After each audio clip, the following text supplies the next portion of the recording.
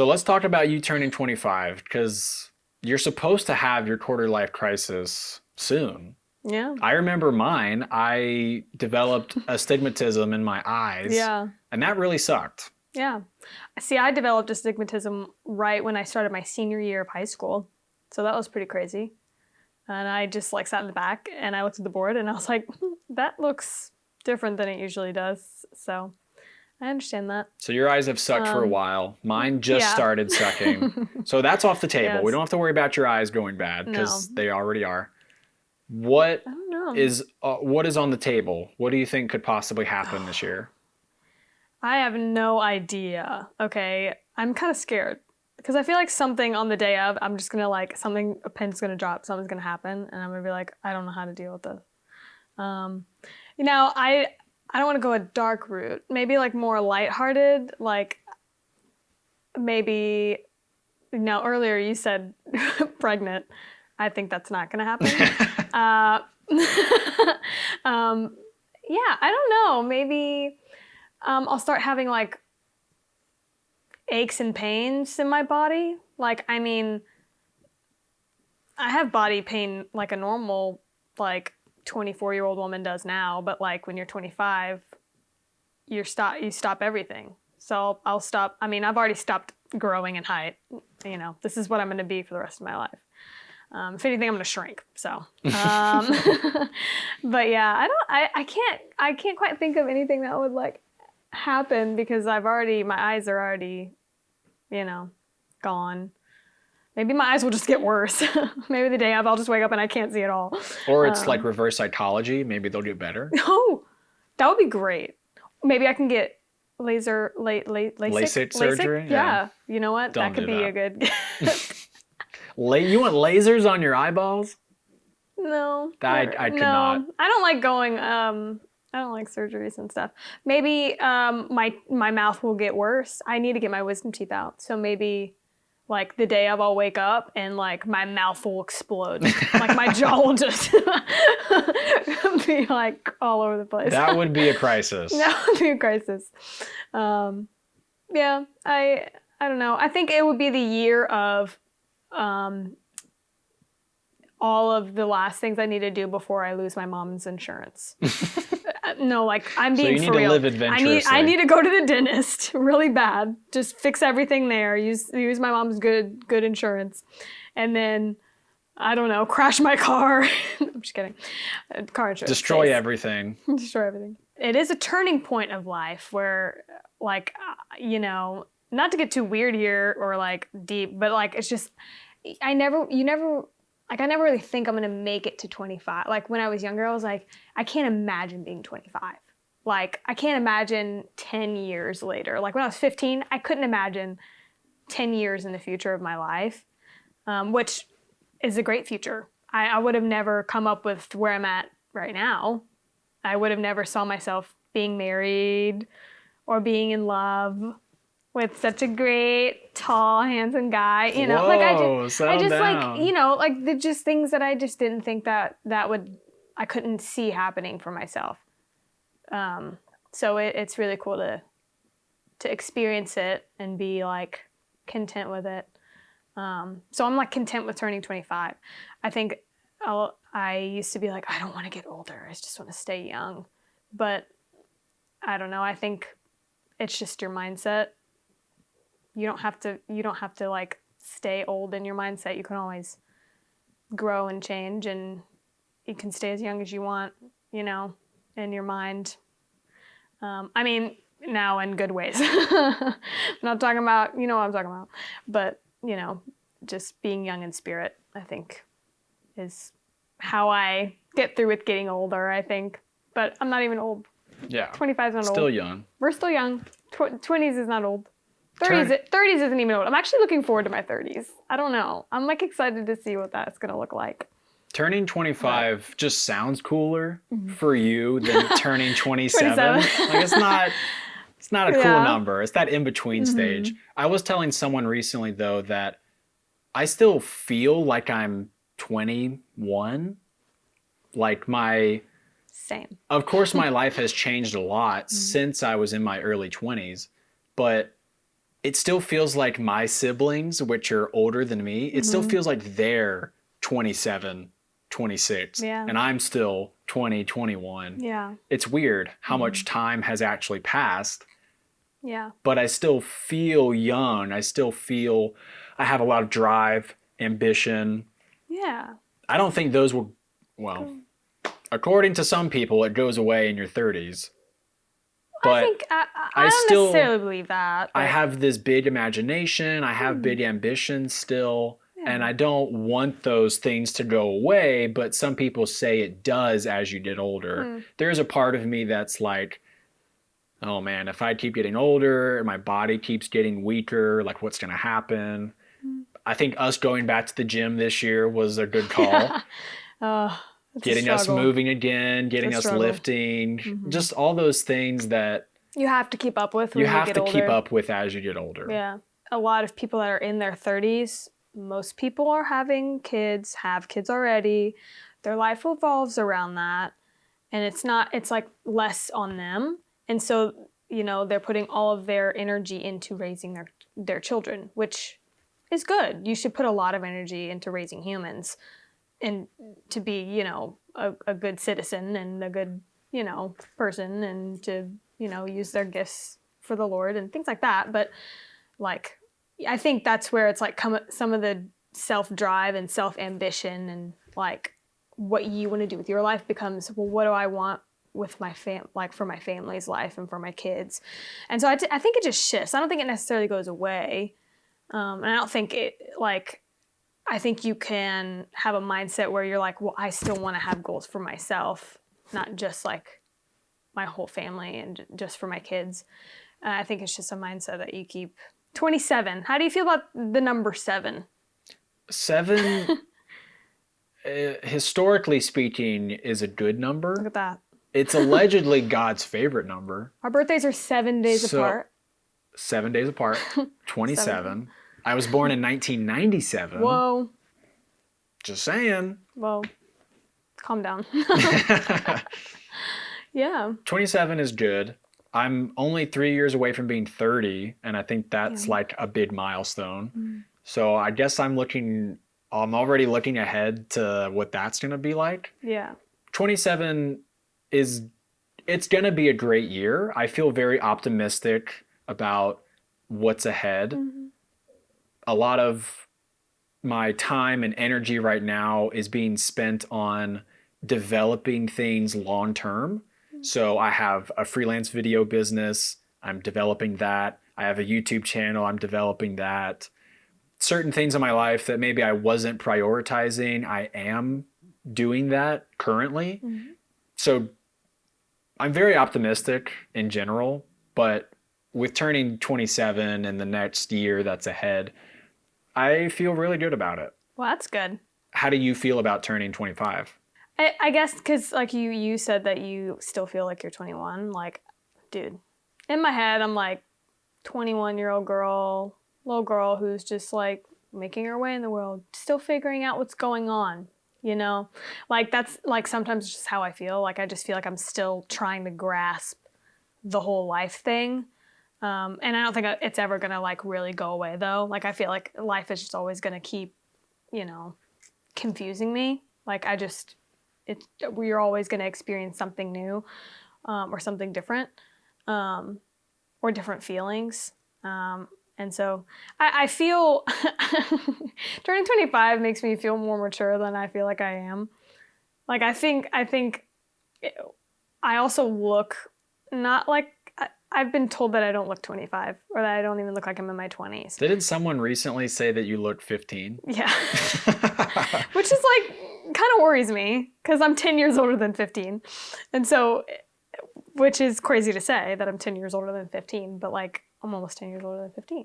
And so it's like, I don't know. And I think my perspective as a woman is different too, because it's like, at this point in my life, like this is where you start thinking about like pregnancy and children and things like that. Like, and so I think that's like a looming like thing that's just hovering over my head. But I don't feel pressure at all about that whole you know, pregnancy thing, but it's just like I like have never really thought I would get to this point. So I'm like, yeah, I'm 25 and getting there, you know, but I don't know. Like, I think with women, it's just like late 20s is like, you have to think about what you want, like, as far as like pregnancy stuff, like kids, you know, do you want that? Do you not want that? Feeling wise, like, I'm having a fun time. I still feel like I look good. I still feel young. Still feel like there's a lot left to do. I can confirm that you look great. Oh, thank you. Is there a big moment or a life lesson from the past year that you have learned that you want to share? Recently, I've been thinking a lot more about like redemption, like being like people being redeemed, and like thinking of myself in that way of like, well, you know, 5 years ago, I was like in a very like horrible state of mind, just, you know, and like before, like just even before we got together, and you know, like struggling with sadness and depression is like always going to be there. But I think 5 years ago, I didn't like have a place to put it. Like, I didn't like know what I was doing, and I didn't have like a mental, or not mental, moral compass. I didn't have a like something that could keep me like at bay mentally. Like I was, you know, and I'm still figuring that stuff out now, but you know, I wasn't relying on the Lord very much in that. And so I found myself in like basically in a pit of just despair all the time, in a pit of just like sadness and addiction and like, you know, self-doubt, you know, everything in between, you know, and just making really bad decisions. Now, I used to say mistakes, but now I say they were bad decisions that I made, full knowing that it was not a good choice. Yeah, taking ownership of it. You know, like I think mistake would be the wrong word to use, because I had a lot of fault in a lot of things. But I think looking at now, this past year, there have been a lot of things that have happened that I didn't expect. Just like being able to center myself, you know, I mean, having you has been very helpful. I mean, having a partner in life is just so helpful. But having someone like you who is just a very like centered person. I don't know, you're just I don't know how to describe it. You're just like very peaceful and very, you know who you are, and you know what you believe, and you know, there's just a lot of great things about you that I don't have, like things that like are natural to you that you grew up like with that I just didn't. And so your perspective is so like refreshing and encouraging. And so I think that that's why we're together. I've learned how to share my life with someone. You know, even though we're going to be married for 2 years in August. This past year, I've just learned more about how to share a life with someone, and how to share my life with you, and how to share my feelings with you and express them instead of bottling them up and finding myself in a pit of despair again, and you know, looking towards the Lord through like depression and through things that I can't control. And so I think feeling like I've been redeemed, you know, finding myself in a place with work that I never thought I'd be again, you know, doing something that's I'm passionate about, which is ministry. Just never found myself doing that full time again, ever. I just thought I would, you know, 4 years ago, I thought I'd never be back in ministry in the way that I wanted to be and the way that I felt like I needed to be. So what did you learn in this past year? I think two big things stand out. One of them is spiritual, and one of them is more practical. Spiritually, I have grown in wisdom in the past year on another level. Part of the reason I feel like I'm getting old, even though I'm 27, is I have sought wisdom and knowledge and understanding through scripture.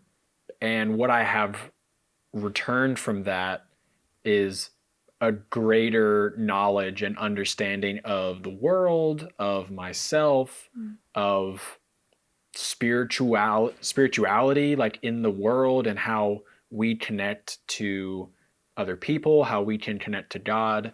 So that's something that I really prayed for constantly last year, is just, I want wisdom, I want knowledge, and I want to understand. Now, that doesn't mean I have a perfect brain, or I have perfect knowledge, or I'm gonna understand everything in the world. But just the pursuit of that has led me to a place where, yeah, I mean, I am wiser than I was a year ago, and 5 years ago, and 10 years ago. So I definitely have reached a point where I feel more like an adult. And I think that's the perception of adults, is that adults are wise. When I was a kid, I used to think that all adults were perfect. Actually, I could tell. I used to think all adults were perfect and smart and responsible, probably because in my life as a kid, a lot of the adults in my circle, whether at school or church, were that way. Yeah. And then I became an adult and realized none of those are true. There's a lot of dumb adults. There's a lot of irresponsible adults. I'm kidding. Just kidding. But that perception is totally blown up ever since I actually, reached this time in my life. Interesting perspective. Interesting perspective, though. On the practical side, one thing that I can easily become obsessed with is results. I'm a goal-oriented person, and so I like setting goals. I like tracking things, analytics, all that good stuff. And so I like having an end in mind. But sometimes when you track stuff, you can overanalyze. And I mean, you know this, I overthink. That is a thing I do. Yeah. So what I've done this last year to combat that is I kind of came up with this phrase that is, fight for endurance, not results. So instead of pursuing, oh, it has to look this way, I need results, I need numbers, I need X, Y, or Z, instead of fighting for the end result, I'm actually just going to fight to keep doing the thing. I'm just going to stay consistent. You hear in business and life coaching, you hear the word consistency a lot, and it's kind of been overused. Yeah. So I like swapping the word consistency for endurance. The word endurance helps my sport brain and athletic brain see that differently. Endurance is, it's not giving up. Yeah, pushing through, perseverance, not getting bogged down in chasing results and chasing success, but having the endurance to keep going no matter what happens. That's something that I have incorporated into my business, into my personal life, into this YouTube channel. Because I'm such a small YouTube channel, I want to see success now. Yeah. But that's not always how it works. A lot of people who have quote unquote made it, they've put 10 years into their craft and then they made it. Not saying that I want to make it, but with having a goal, I want to grow this thing and I want to grow my personal life and my business. I can't chase results, but I can control my endurance. Yeah. I usually don't talk that much. Yeah. Like that was a lot of words that I just threw out. Yeah. That's good. I'm usually like the one listening. Yeah. You know? Yeah. No, that's, yeah. I think it'd be cool, whether it's this next year or maybe like my 5-year plan would be to develop my public speaking skills. I believe that I have good communication skills already, but I would like to develop that in a way to where I could become a public speaker Yeah. and speak at conferences or on stage. I think that's Conferences. He's gonna have a TED Talk, y'all. that's Welcome like to a my TED 5 year, Talk. it's a 5 year plan, 10 year plan, something like that. Yeah. So thinking way down the future, that's Yeah. a skill I want to get better at. It's a good skill. Do you have anything that you're looking at, sort of like big picture or long term? See, we're very different, me and you. I'm all about, surfing on the surfboard, finding a wave, sticking to it, finding another wave, sticking to it. Not finding a long wave. I'm just kidding. I felt like that was a good analogy, though. Thank you. I made it up on the fly. No, I don't know. Long term, I don't think long term very often, but I think that's just because like the way you grew up, for example, the way you grew up is you thought all adults were perfect. I grew up in a world where I knew most adults were horrible, so, my mom is amazing though. But I knew the realistic, I knew the reality of life since I was a kid. And so, I knew that my parents were imperfect, and we all figure out at some age when our parents aren't perfect. We all figure out that moment where you're like, they're not perfect. Oh, shoot. Who are you? Who is this person that's been raising me? But I've, there's been a lot of turmoil. And so I say all that because a lot of my life has been very much survive the life, push through, get through it, and you'll be fine. School, it was push through, get through it, you'll be fine. It wasn't my brain, my train of thought wasn't, well, if you get good grades, you can put it into, you can use it for something else, or you can use it to go to college, or you can set this goal and you can reach this goal. I wasn't in those sort of things. I mean, I was in choir in high school, but I was just singing because I like to sing. It wasn't really a goal per se to reach. Part of the reason why I think I was so able to cruise through life is just because without being too stressed out, is just because I didn't have much direction. I think my mom being a single mom when I was, for most of my childhood, is she was providing, and that was great. And, but it left room for we're trying to survive here. And so meaning I don't think too far into the future. But my word for this year is to thrive. So knowing, my phrase is you can thrive, because I think for a long time I just didn't think I could thrive. I just was I'm just trying to survive life until life's over. That sounds very dark, but that's how my mind works. I'm a pessimistic person, kind of cynical. And just think of realistically, how is my life going to go realistically? I didn't have much optimism for my future, for thriving. So this year I'm focused on being able to thrive. So doing things that I enjoy, and not just surviving because I need to survive. Finding out, I want to do ministry for the rest of my life, but figuring out how I do that, how I do that most well.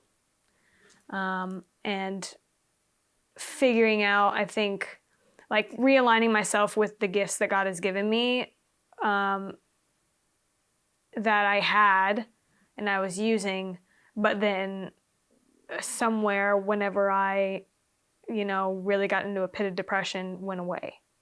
And so a bunch of gifts that I used to use a lot, felt like they disappeared. And so now I'm just kind of trying to find that again, where it's okay, I know I have things and I know I have gifts, but I don't remember what they are or like how I used to use them. And so, you know, I don't know if I have like a long-term life goal or a long-term goal for like 5 years, but like my goal for this year is just trying to like figure out how I do my life ministry best and how I do my work ministry best and what things I'm actually gifted in, you know, because I used to speak on stage, like just for like certain things. I used to sing, you know, and I can sing and I love to do that, but I'm like, do I need to do that? Like, is that what I'm supposed to be doing? Maybe not. I don't know.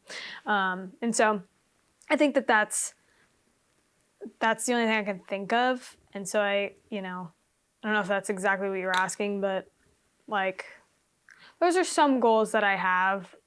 Setting long-term goals is a bit harder for me just because I'm not quite used to it. But I feel like that's, good start is those. But I think I'm finding it though. Anything else before we wrap up? What do you want to do for your birthday this year? I do like food, and I do like activities. We should just celebrate our birthday together. Because I'll be out of town on your birthday day. My birthday day? Your birthday day. We should do like a conjoined thing. Conjoined party. Dave and Buster's, here we come. All right. This is not sponsored. That's the one. I will dominate every game that's in there. I'll have fun. I love you. I love you too. Happy birthday. Happy birthday. Now let's go get some food. Yeah, I'm starving. Because I'm hungry.